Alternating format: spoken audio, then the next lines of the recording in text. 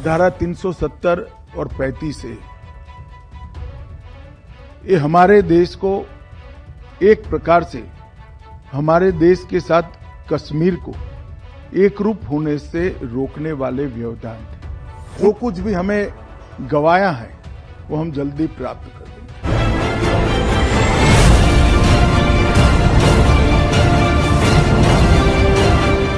जिस पीओके पर 75 साल से पाकिस्तान कुंडली मारकर बैठा है, उसके आजादी का ऑपरेशन शुरू होने वाला है।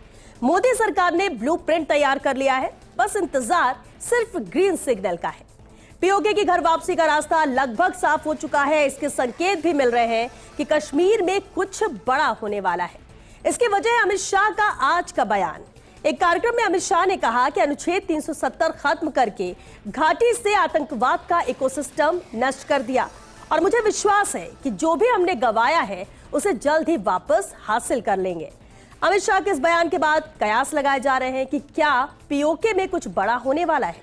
क्या अनुच्छेद 370 को हटाना सिर्फ ट्रेलर था, पिक्चर अभी बाकी है। यह बयान इसलिए भी बड़ा है कि कई ऐसे मौके आए जब पीएम मोदी, अमित शाह और राजनाथ सिंह कह चुके हैं पाक अधिकृत कश्मीर जल्द ही भारत का हिस्सा होगा। धारा 370 और 35 है। ये हमारे देश को एक प्रकार से हमारे देश के साथ कश्मीर को एक रूप होने से रोकने वाले व्यवधान थे। उस वक्त भी डॉक्टर तंवर ने कहा, उस वक्त भी जनता ना चाहती थी ना लोग चाहते थे। संविधान सभा में भी बहुमत नहीं चाहता था कि धारा 370 संविधान का हिस्सा बने। खैर मगर बन गया।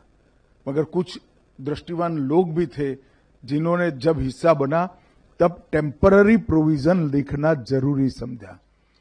और मित्रों, जो चीज कृत्रिम होती है, प्राकृतिक नहीं होती है, नेचुरल नहीं होती है, वो उसका आयुष्य लंबा नहीं होता है। और नरेंद्र मोदी जी के दृढ़ संकल्प ने 5 अगस्त 2019 को धारा 370 को समाप्त कर एक कलंकित अध्याय हमारी आजादी का समाप्त करने, आजादी के बाद के इतिहास का समाप्त करने का काम किया। और वहीं से कश्मीर का भारत के साथ, बाकी भारत के हिस्सों के साथ ही विकास का अध्याय शुरू होता है। कई बार मुझे कई लोग प्रश्न पूछते हैं कि धारा 370 और आतंकवाद का क्या रिश्ता है। उनको मालूम नहीं है।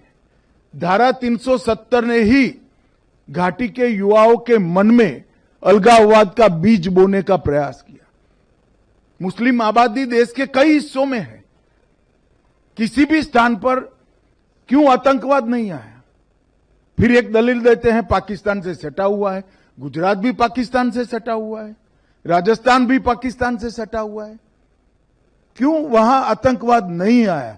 धारा 370 ने भारत और कश्मीर का जुड़ाव टेम्पररी है, ऐसा एक भ्रांति फैलाने का काम किया, जिसने अलगाववाद के बीज बोए, जो आने वाले दिनों में आतंकवाद में परिवर्तित हुए। और ये दुर्भाग्यपूर्ण बात है कि 40,000 से ज्यादा लोग आतंकवाद के बलि चढ़ गए। कश्मीर का विकास दशकों तक पीछे चला गया और कश्मीर के अंदर सालों तक आतंकवाद का नंगा तांडव होता रहा और देश मूक दर्शक बनकर देखता रहा। मित्रों, धारा 370 समाप्त होने के बाद आतंकवादी घटनाओं में 70% से ज्यादा कमी हुई है। वो ये सिद्ध करता है कि धारा 370 आतंकवाद की पोषक। 2018 में 2100 घटनाएं पथराव की हुई थी। 2024 में एक भी घटना पथराव की नहीं हुई है। 2024 समाप्त हो चुका है। 25,000 से ज्यादा पंच, सरपंच, तहसील पंचायत के सदस्य, जिला पंचायत के सदस्य चुनाव जीत कर आए हैं। अपना अपना गांव, अपनी अपनी तहसील, अपना अपना जिला चला रहे हैं। वहां पंचायती राज, लोकतंत्र पाताल तक गहरा चला गया। लोकसभा के चुनाव हुए, विधानसभा के चुनाव हुए। 33 साल में सबसे ज्यादा रिकॉर्ड मतदान अगर कभी हुआ तो अभी हुआ है। अब इंडस्ट्री भी जा रही है। 2 करोड़ 11 लाख टूरिस्ट जा रहे हैं। एक साल में 2024 में 324 सीरियल या फिल्मों का फिल्मांकन कश्मीर में हुआ है। जो एक जमाने में 60 के दशक में हुआ करता था, वो आज शुरू हो चुका है। 33 साल के बाद घाटी में थिएटर में नाइट शो चला है। 34 साल के बाद ताजिया का जुलूस हुआ है और लाल चौक पर जन्माष्टमी, कृष्ण जन्माष्टमी की यात्रा भी देखने को मिलती है।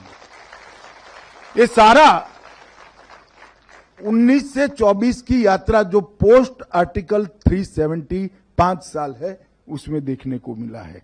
और दुनिया का सबसे बड़ा रेलवे आर्च ब्रिज कहीं पर है तो आज कश्मीर में है। सबसे लंबा दुनिया का टनल, एशिया का सबसे बड़ा लंबा टनल कहीं पर है तो कश्मीर में है। भारत के पहला केबल स्टे रेल ब्रिज कहीं पर बना है तो कश्मीर में बना है। IIT, IIM, 2 एम्स, 9 सरकारी मेडिकल कॉलेज, 5 नर्सिंग कॉलेज, 2 राज्य के कैंसर संस्थान, 8 महाविद्यालय बन चुके हैं और 24 बन रहे हैं।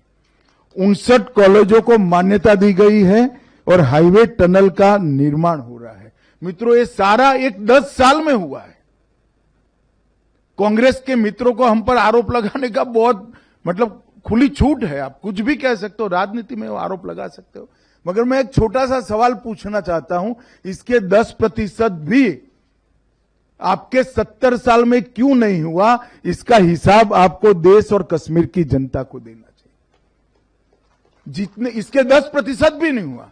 80,000 करोड़ रुपए का पैकेज प्रधानमंत्री जी ने न केवल घोषणा की, इसको जमीन पर उतारने का काम नरेंद्र मोदी जी ने किया है। और 4G और 5G नेटवर्क को भी अनेक गांवों तक पहुंचा दिया। ऑलमोस्ट 87% कवरेज आज हो चुका है।